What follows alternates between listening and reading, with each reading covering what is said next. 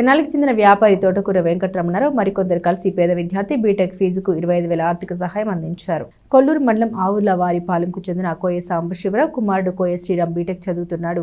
తన ఫీజు చెల్లించుకోవాలని ఆర్థిక ఇబ్బందులు ఉన్న కారణంగా తెనాలికి చెందిన టింబర్ వ్యాపారి తోటకూర వెంకటరమణారావు, తోటకూర బాబురావు, చామర్తి సతీష్ కుమార్, గాజుల విజయసారథి కలిసి శ్రీరామ్కు 25,000 ఆర్థిక సహాయం అందించారు.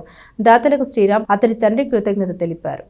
కొల్లూరు మండలం ఆవులవారిపాలెం గ్రామ కాపురస్తుడు కోయ సాంబశివరావు ఒక పేద రైతు.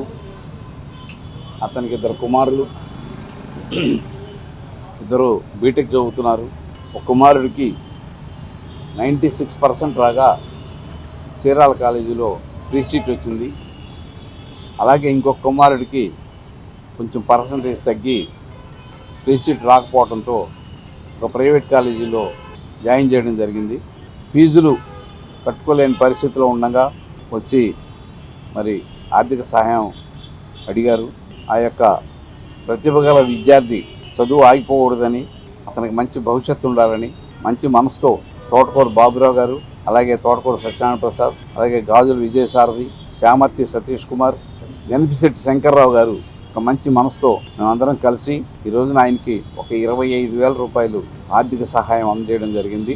ఈ సందర్భంగా ఒక మంచి పని చేశామనే సంతృప్తి మా అందరికీ కలిగింది. ఆ యొక్క శ్రీరామ్ మంచి భవిష్యత్తు ఉండాలని, అలాగే ఈ రోజున నా పెద్ద కుమారుడు తోటకూర విజయభాస్కర్ 12వ వర్ధంతి.